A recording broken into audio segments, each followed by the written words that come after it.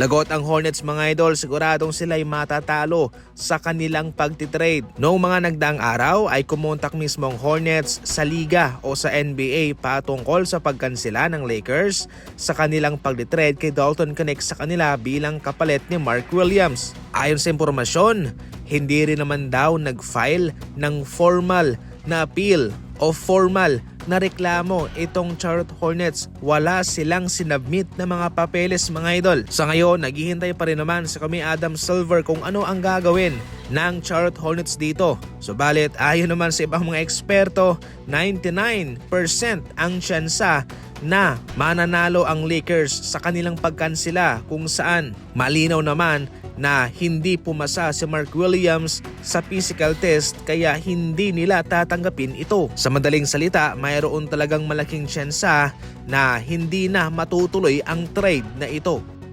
Tila wala ng team ang nagkakaroon ng interest na kunin pa itong si Patrick Beverley. Sa ating huling balita mga idol, ating napag-usapan na hindi rin naman masyadong malaki ang kanyang nako-contribute sa opensa. Itong si Patrick Beverley ay sikat sa kanyang hustle and bustle, especially sa pagdepensa at sa pagpasok mentally sa kalaban sa utak ng kanyang binabantayan. Sinabi niya mismo na maraming team ang tumatawag sa kanya at nagbibigay ng offer, pero wala rin naman siyang sinabi kung sino-sino ang mga ito.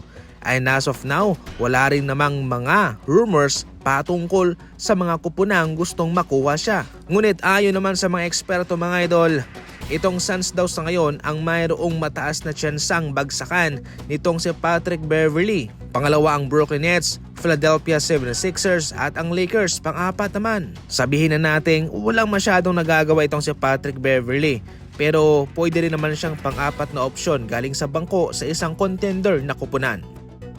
Marami nag-i-small sa pagkuha ng Golden State Warriors kay Kevin Knox bilang 10-day contract player nila sa kanilang kupunan sa ngayon.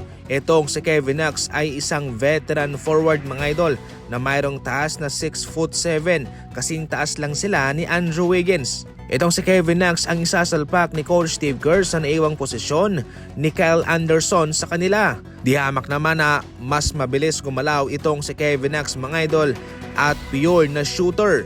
Sa Santa Cruz Warriors, siya ay nag-a-average ng 19.7 rebounds sa mga laban doon. Malaking tulong din ang kanyang familiarity sa Golden State Warriors mga idol. Sa preseason, kabilang siya sa mga gumawa ng ingay. Sa ngayon, itong si Kevin Knox ay magsisilbing solidong backup para sa Golden State Warriors at tutulong sa kanilang makaahon sa kanilang hindi magandang posisyon sa ngayon. Mataas pa din naman ang moral ni Draymond Green na sila'y makakapasok din naman sa playoff kahit na hindi nga maganda ang kanilang sitwasyon sa ngayon.